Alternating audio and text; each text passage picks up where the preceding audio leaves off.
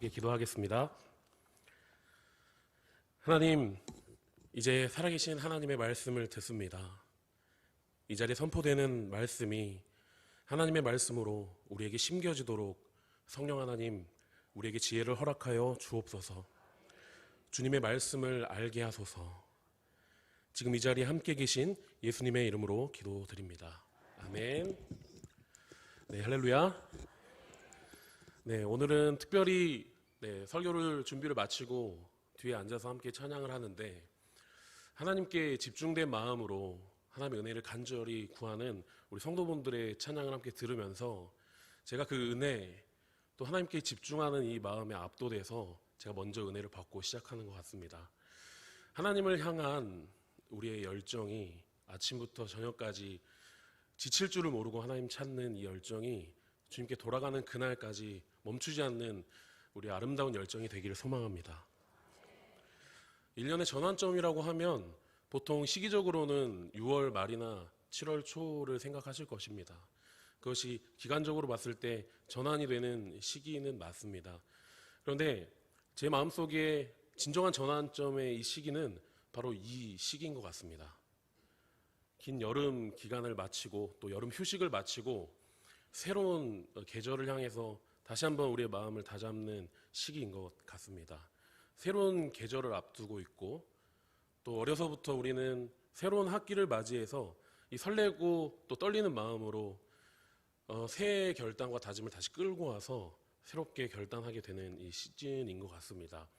오늘 여러분이 허락하신다면 1년 우리가 새해 결단했던 그 결단과 다짐들을 다시 한번 헤아리시면서 우리의 신앙을 다시 다잡고 또 하나님께 더욱더 믿음으로 가까이 다가가는 2023년이 될 수 있기를 함께 결단하고 또 함께 하나님께 기도하는 그런 은혜로운 전환의 시기가 오늘 저녁 이 예배 시간이 되었으면 좋겠습니다.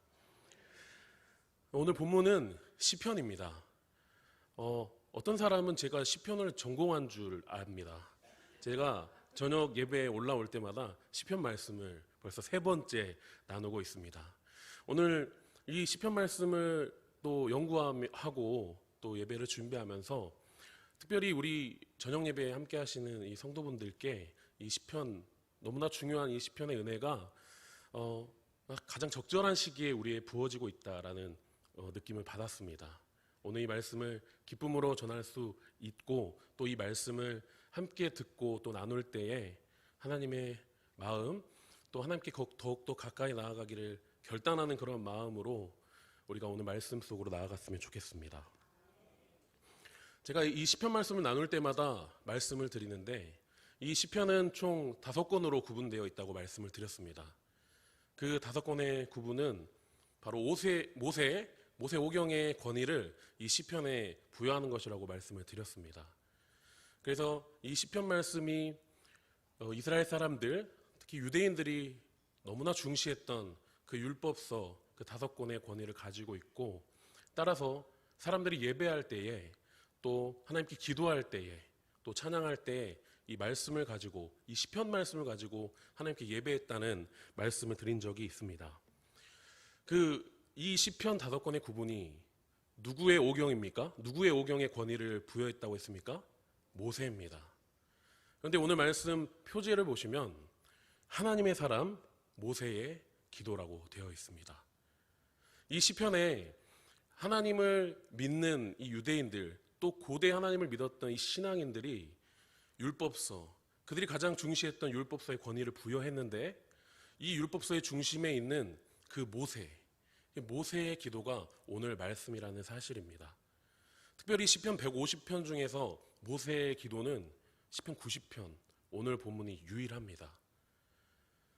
제가 잘 알 수는 없지만 이스라엘 백성들이 이 모세 오경의 권위를 시편에 녹여내고 또 모세 오경을 굉장히 중시했던 사람들이 시편 150편 중에 유일한 시편인 모세의 기도, 이 말씀을 어떻게 묵상하고 어떻게 또 이 말씀을 바라봤을까요? 제가 정확히 알 수는 없지만 이 사람들이 힘들 때마다 또 위기 상황 속에서 나의 신앙이 지쳐 있을 때에 이 말씀을 늘 가까이 하고 이 말씀을 통해서 나의 신앙을 돌아보았을 것이라고 저는 생각해 봅니다. 우리들도 신앙의 도전이 필요하고 또 우리의 신앙이 침체되어 있을 때에 하나님의 말씀, 또 우리가 잘 알고 있는 말씀을 찾듯이 이스라엘 백성들도 이 말씀, 그들이 가장 존경하고 따랐던 모세의 이 기도를 펼쳤을 것을 생각해 봅니다.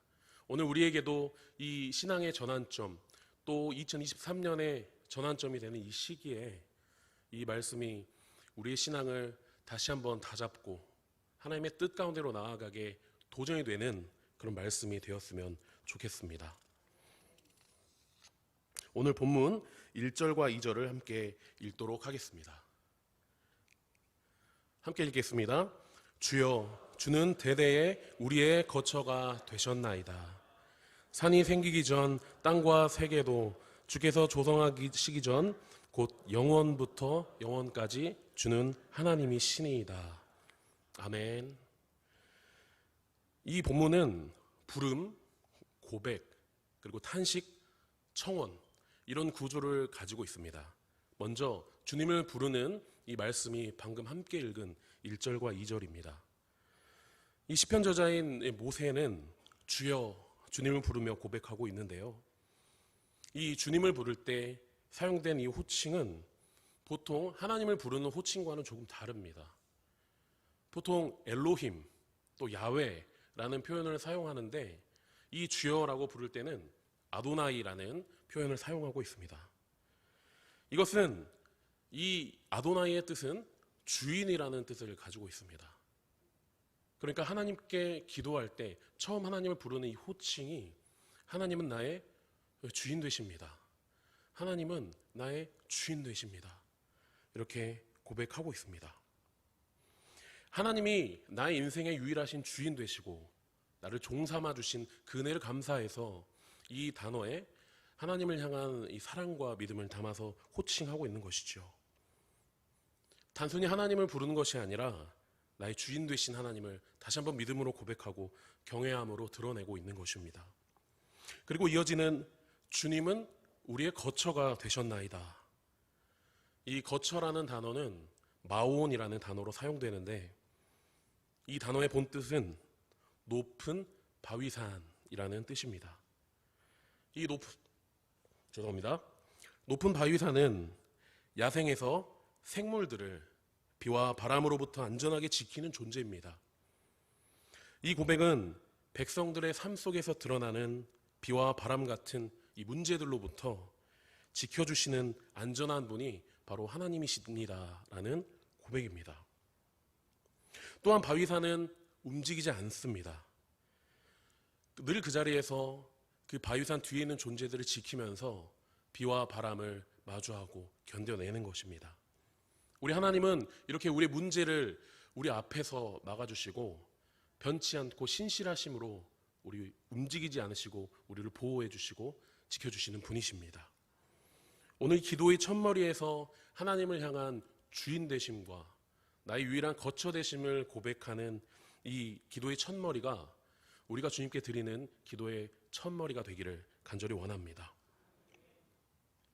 이렇게 기도의 이 시작은 우리에게 도전을 줍니다. 우리 일상의 기도 속에서 사소한 단어라도 놓치지 않고 하나님을 향한 믿음을 꾹꾹 눌러 담아서 하나님을 고백할 수 있도록 또 하나님을 찬양할 수 있도록 저에게 도전을 줍니다.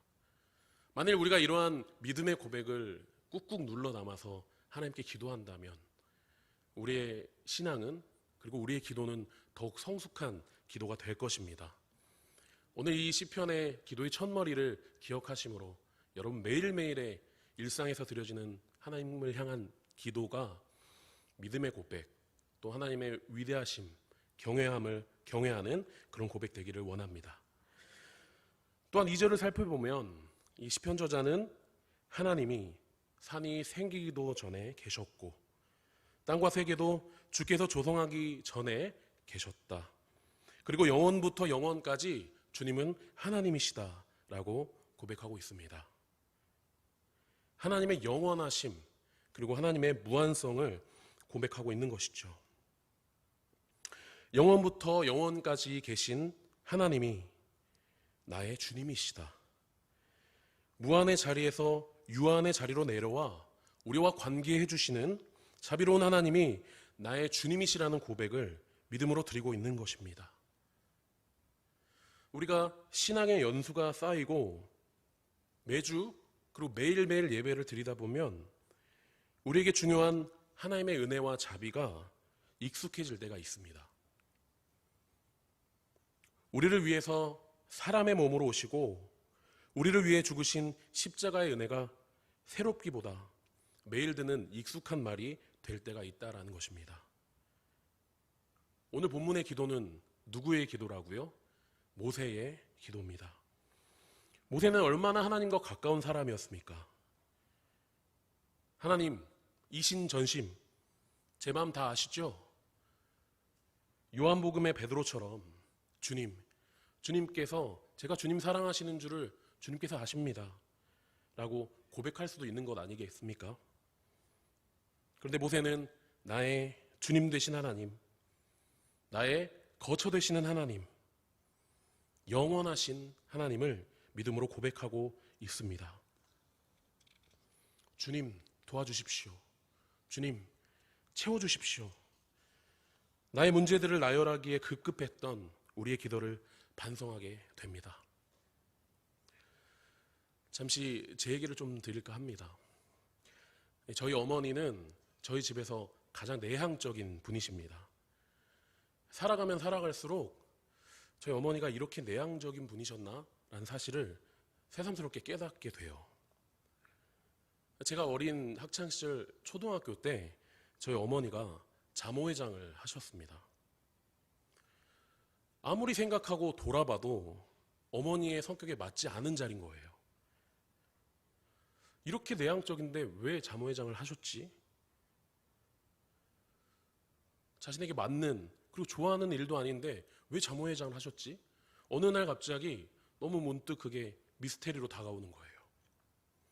그래서 가만 돌아보니까 정말 아들을 위해서 내가 뭔가를 해보려고 그 성격에도 맞지 않는 또 그 맞지 않는 옷을 억지로 입으면서 그 자모회장의 자리를 감당하셨던 것입니다. 어느 날 그게 갑자기 생각나면서 감사하는 마음이 들었어요.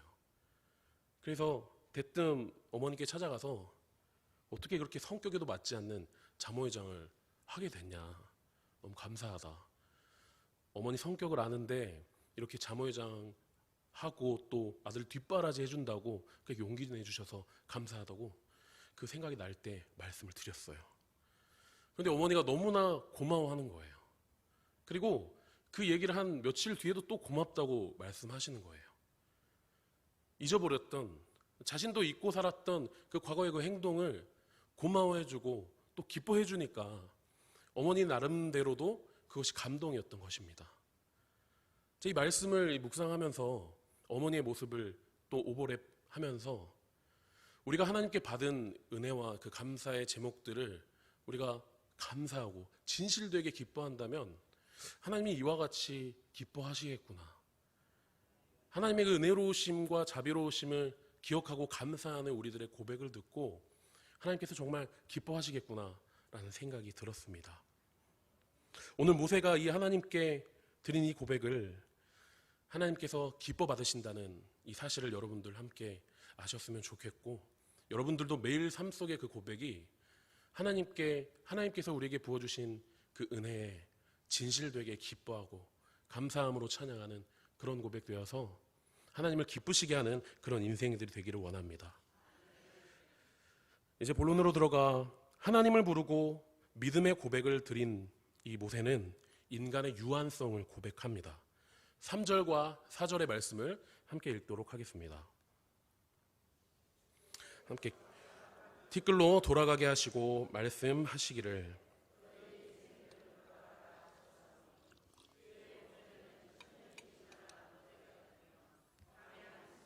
같을 뿐임이니이다. 아멘. 이 3절의 의미는 하나님께서 사람을 티끌로 돌아가게 하실 수 있고 하나님께서 돌아가라 하시면 돌아갈 수밖에 없는 유한한 존재가 바로 인간이라는 사실을 깨닫게 합니다. 그리고 하나님께 천년은 불과 어젯밤 같은 찰나일 뿐이다 라는 사실을 드러내고 있습니다. 5절과 9절까지의 말씀에서도 마찬가지로 인간의 유한성을 드러내고 있습니다. 이것을 제가 세 번역으로 요약해서 말씀드리도록 하겠습니다. 주님께서 생명을 거두시면 아침에 피었다가 저녁에 지는 꽃과 같이 저희는 시들어 버립니다. 주님께서 노하시면 저희는 사라지는 존재입니다.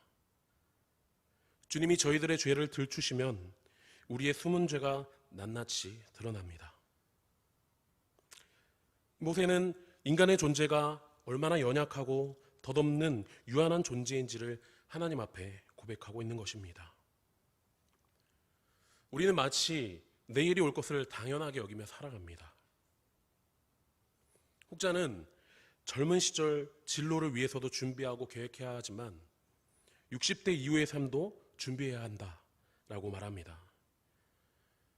유명한 사람들 또 저명한 사람들의 이러한 이야기를 들으면서 우리는 자연스럽게 그렇게 준비해야 할 것 같고 또 그렇게 살아갑니다. 그런데 그 누구도 내일을 장담할 수는 없습니다. 그런데 마치 우리는 최소 80은 살 것처럼 90은 좀 관리하면 살 것처럼 살아가는 것이죠. 그래서 오늘을 보다 귀하게 여기지 않고 살아갑니다. 그런데 고백하고 있습니다. 주님께서 노하시면 우리의 평생이 순식간에 다하였나이다. 그리고 이어지는 10절에서는 이렇게 말합니다. 함께 읽겠습니다. 연수가 70이요 강건하면 80이라도 그 연수의 자랑은 수고와 슬픔뿐이요 신속히 가니 우리가 날아가나이다. 아멘. 아무리 잘 살아도 80인데 80을 살아도 수고와 슬픔뿐이다 라고 말합니다. 그마저도 날아가듯이 신속히 지나갈 뿐이라고 고백합니다. 어떤 나이가 지긋하신 한 목사님이 한 어르신을 보면서 이렇게 생각을 했다고 합니다. 지금까지 살아오시느라고 얼마나 힘드셨을까. 물론 행복한 일도 있었을 것입니다. 그런데 지금까지 그 살아온 수많은 날들이 얼마나 수고로웠을까라고 생각이 들었다는 것입니다. 그 세월 살아오느라 얼마나 수고가 많았을까라는 생각이 되더라는 거예요. 연수의 자랑은 수고와 슬픔뿐이라는 그 말씀이 이해되었다고 합니다. 그렇습니다. 유한하고 연약한 우리의 삶은 하나님의 역사에 비하면 보잘것이 없는 짧은 삶이고 그 인생마저도 고되고 수고롭게 느껴질 때가 많습니다. 그것이 인간의 현실입니다. 하나님의 무한하심을 찬양하던 모세가 이제는 인간의 유한성을 인정하고 고백하고 있는 것이죠. 사람은 자연스럽게 매일의 삶에 몰두할 수밖에 없는 본성을 가지고 있다고 생각합니다. 멀리 내다보고 살기보다는 오늘 하루를 치열하게 살아낼 때가 너무도 많은 것이죠. 그런데 모세는 인간의 유한함을 객관적으로 하나님 앞에 기탄 없이 내어놓습니다. 어떻게 이런 고백을 드릴 수 있었을까요? 모세는 하나님의 기적적인 일하심과 도우심 속에서 성장한 사람입니다. 바로에게 고난받을 때에도 백성들이 견디지 못하고 불평할 때에도 수없이 드라마틱한 하나님의 일하심을 경험한 하나님의 사람이었습니다. 그런데 결정적으로 약속의 땅, 가나안 땅에 들어가지 못합니다. 하나님을 완전히 신뢰하지 못한 백성들의 정탐 요구를 들어준 이유에서였죠.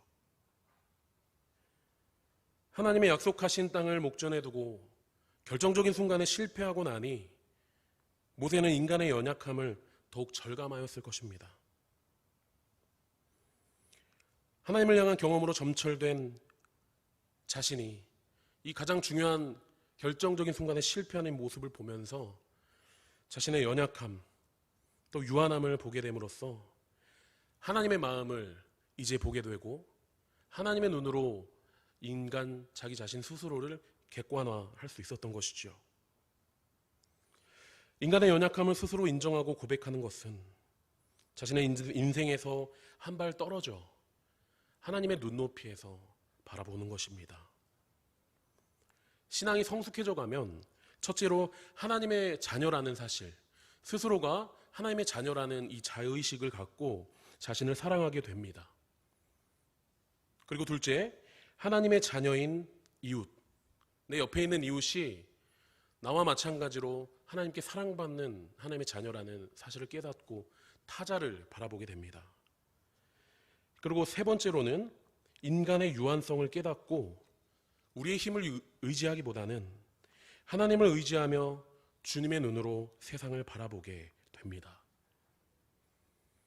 인간의 유한성을 인정하고 자각하면 내 옆에서 나를 힘들게 했던, 나를 흔들었던, 나를 괴롭히고 못 살게 굴었던 그 사람 또한 한 사람의 연약한 존재로 보게 되고, 단점보다는 한 발 떨어져서 보니 나와 공통점을 발견하게 되고 이해하게 되는 것이지요. 그것이 바로 하나님의 마음인 것입니다. 무수히 많은 일들을 통해서 하나님의 편에서 자신의 연약함을 깨달은 모세는 하나님의 무한하심을 찬양하고 인간의 유한성을 주님 앞에 내어놓습니다. 그리고 하나님께 요청합니다. 오늘 본문 말씀 11절과 12절의 말씀을 함께 읽도록 하겠습니다. 누가 주의 노여움의 능력을 알며 누가 주의 진노의 두려움을 알리이까. 우리에게 우리날 계수함을 가르치사 지혜로운 아멘. 누가 주의 노여움의 능력을 알고 누가 주의 진노의 두려움을 알겠습니까? 여전히 연약한 인간은 주님의 진노를 모르고 두려움을 깨닫지 못한다는 뜻입니다. 이렇게 1절부터 지금까지의 이 모세의 기도를 보면 적어도 모세 정도는 하나님의 뜻을 좀 통달한 사람처럼 느껴집니다. 그럼에도 모세는 자신을 포함한 인간은 깨닫지 못한 존재, 연약한 존재라고 겸손히 고백합니다. 그리고 우리에게 우리나를 계수함을 가르치사 우리의 인생의 유한함을 가르치셔서 지혜를 얻게 하소서. 우리의 유한함을 알게 하소서. 완전하신 주님을 의지하는 삶을 알게 하소서라고 주님께 요청드리고 있는 것입니다. 오랫동안 교회 생활을 하신 분들이라면 하나님의 일하심에 대한 경험들, 또 간접적이거나 직접적인 하나님에 대한 경험들이 있을 것입니다. 그런데 그러한 경험이 있더라도 우리들의 일상은 우리들의 현실의 상황이 이끄는 대로, 우리의 계산과 판단이 이끄는 대로 살아갈 때가 더 많습니다. 왜냐하면 그것이 우리의 본성이기 때문입니다. 우리의 눈으로 세상을 바라보고 우리의 힘을 의지하고 사는 것이 우리의 본성이기 때문입니다. 주님의 일하심을 수도 없이 경험한, 심지어 주님과 함께 일한 모세는 자신의 판단과 능력을 의지하는 것이 아니라 이제는 철저히 하나님 앞에 한낱 연약한 인간뿐임을 인정하며 하나님을 경외하고 찬양하고 있는 것입니다. 모세조차도 자신의 위대한 경험을 앞세운 것이 아니라 하나님 앞에 겸손한 고백으로 나아가고 있는 것입니다. 오늘 본문 마지막 17절에는 주 우리 하나님의 은총을 우리에게 내리사 라고 말하고 있는데, 우리에게 하나님의 은총을 내려달라는 요청으로 오늘 본문을 마치고 있습니다.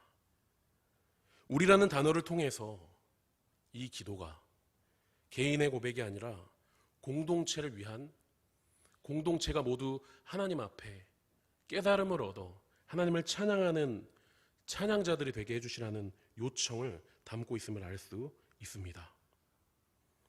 사랑하는 우리 공동체가 인간의 나를 계수함으로 우리의 짧은 인생을 깨닫게 하셔서 주님 앞에 겸손히 엎드리는 공동체가 되어 어려움과 위기를 극복해내는 하나님의 공동체가 되게 해달라는 요청의 말씀이 오늘 말씀인 것입니다. 특별히 오늘 본문 90편의 전장인 89편에는 이스라엘 백성들의 범죄함으로 말미암아 다윗 왕조가 무너진 상황임을 암시하는 말씀이 나타납니다. 이스라엘 백성의 입장에서는 89편의 상황이 국가적인 위기 상황, 하나님 앞에 범죄하여 상황이 또 터전이 무너진 상황임을 보여주고 있는데, 이 시편을 구성한 편집자는 이 위기 상황 뒤에 모세의 기도를 배치함으로써 국가적인 위기 상황 속에서 하나님을 믿는 백성들이 어떻게 행동해야 되는가, 그것은 바로 자신의 유한함을 깨닫고 하나님을 찬양하는 삶, 그것을 회복하는 삶이라는 것을 오늘 이 시편의 배치를 통해서 드러내고 있는 것입니다. 우리가 신앙적으로 전환점에 있는 지금 이 시기, 또 어려우면 어렵다고 할 수 있는 이 시기에 오늘 우리에게 필요한 오늘 말씀이 주는 회복은 바로 우리의 유한성을 깨닫고 전능하신 하나님께 몰두하고 그분의 능력을 의지하며 찬양하는 삶입니다. 마지막으로 모세는 17절에서 이렇게 고백합니다. 제가 읽겠습니다. 주 우리 하나님의 은총을 우리에게 내리게 하사 우리의 손이 행한 일을 우리에게 견고하게 하소서. 우리의 손이 행한 일을 우리에게 견고하게 하소서. 아멘. 이러한 믿음과 신앙으로 살 때에 우리의 삶은 주님이 일하시는 견고한 일, 견고한 삶이 될 것입니다. 위기 상황 속에서 인간의 연약한 눈으로 상황을 보지 않고 하나님을 의지했던 사람이 있습니다. 바로 사도 바울입니다. 바울과 실라가 여종에게 들린 귀신을 내쫓아 여종의 주인들이 고발합니다. 바울과 실라를 고발해서 이 바울과 실라는 모진매를 맞고 감옥에 갇히게 됩니다. 바울과 실라 입장에서는 하나님을 위한 의로운 일, 하나님의 백성으로 마땅히 했어야 할 의로운 일을 했다고 생각했겠지만 그 결과는 처참했습니다. 모진매를 죽도록 맞아야 했고 감옥에 갇혀야만 했습니다. 그런데 감옥에 갇힌 바울은 이렇게 행동합니다. 사도행전 16장 25절입니다. 한밤중에 바울과 실라가 기도하고 하나님을 찬송하매 죄수들이 듣더라. 하나님의 일을 하다가 모진매를 맞고 감옥에 갇히게 된 이 기가 막힌 상황에서 바울과 실라는 한밤중에 감옥의 모든 사람이 듣도록 하나님을 찬양합니다. 죽음을 목전에 둔 이 절체절명의 바울이 하나님을 의지하고 하나님을 향한 찬양을 밤새도록 드리고 있는 것입니다. 심지어 감옥에 있는 모든 사람이 들을 정도로요.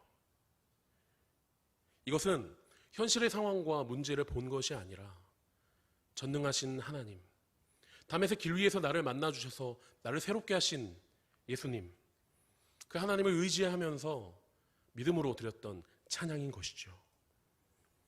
그러자 놀라운 일이 일어납니다. 우리가 모두가 잘 알고 있듯이 큰 지진이 일어나 옥토가 움직이고 매여있던 수갑이 모두 풀어지는 놀라운 역사가 일어납니다. 연약한 인간의 눈으로 바라보고 불평한 것이 아니라 하나님을 의지함으로 찬양했을 때에 놀라운 기적을 경험하게 된 것입니다. 그런데 제가 더 놀랍게 생각하는 것은 감옥이 무너지고 묶인 수갑이 풀린 일이 아니었습니다. 바로 바울의 행동이었습니다. 사도행전 16장 27절로 28절의 말씀을 함께 읽도록 하겠습니다. 간수가 자다가 깨어 옥문들이 열린 것을 보고 죄수들이 도망한 줄 생각하고 칼을 빼어 자결하거늘 바울이 크게 소리질러 이르되 내 몸을 상하게 하지 말라. 우리가 다 여기 있노라 하니. 아멘. 자신을 억압했던 모든 문제들, 모든 상황들이 풀렸지만 도망하지 않고 감옥이 열린 것 때문에 죽으려는 간수에게 큰 소리를 질러 몸을 상하게 하지 말라. 우리가 여기 있겠다라고 말하는 것입니다. 위기의 상황 속에서 인간의 연약한 눈으로 상황을 보고 판단하지 않고 전능하신 하나님의 눈으로 판단하고 기도했던 바울이 얻은 것은 상황의 자유함뿐만 아니라 자신의 자유를 포기하고 생명의 길로 기꺼이 나아가는 하나님의 시선이었던 것입니다. 하나님의 마음을 깨닫게 된 것이었습니다. 이러한 바울의 삶은 견고한 믿음의 삶이 된 것입니다. 오늘 본문은 위기의 상황 속에서 인간의 유한함을 인정하고 전능하신 하나님을 찬양하는 지혜를 달라고 요청합니다. 그리고 그러한 삶을 살았던 바울은 놀라운 하나님의 도우심을 목격했을 뿐만 아니라 하나님의 마음을 얻게 되었습니다. 오늘 우리가 살아가는 이 시대는 누가 보아도 위기의 시대라고 말할 수 있을 만큼 어렵고 힘든 시대입니다. 우리의 힘으로는 해결할 수 없는, 극복할 수 없는 어두운 문제들을 마주합니다. 이러한 위기 시대에 우리에게 필요한 것은 우리의 연약함을 인정하고 전능하신 하나님을 의지하는 믿음의 고백을 통해서 하나님의 마음으로 살아내는 우리의 삶입니다. 그러한 믿음으로 하나님의 마음으로 살아가는 우리의 발걸음을 통해서 이 땅의 어두운 문제들이 거쳐지고 이 땅에 하나님의 회복이 있게 될 것입니다. 새로운 전환의 시기인 오늘 이 본문의 말씀을 마음에 깊이 새기고 새로운 믿음으로 남은 2023년을 하나님과 동행하셔서 주님을 향한 간증, 살아계신 하나님께서 나의 삶을 영원부터 영원까지 우리의 삶을 높이시는 하나님의 놀라운 그리고 하나님의 고유한 능력으로 우리의 삶과 함께 해주시고 우리 삶을 회복해 주시는 은혜가 여러분의 삶 속에 있기를 간절히 원합니다. 기도하겠습니다. 하나님, 우리의 인생의 연약함과 유한함을 알게 하소서. 우리의 문제와 연약함을 극복하는 것은 완전하신 주님을 의지하며 믿음으로 나아가는 것임을 알게 하소서. 매일매일의 삶 속에서 주님께 우리의 유한성을 인정하며 겸손한 찬양으로 나아가게 하셔서 주님의 놀라운 일하심을 보고 주님의 마음을 얻게 하시며 주님의 마음으로 살아가는 저희들 모두가 되게 하여 주시옵소서. 이 모든 말씀 영원에서 영원까지 계시며 우리의 거처 되시는 하나님의 아들 예수 그리스도의 이름으로 기도드립니다. 아멘.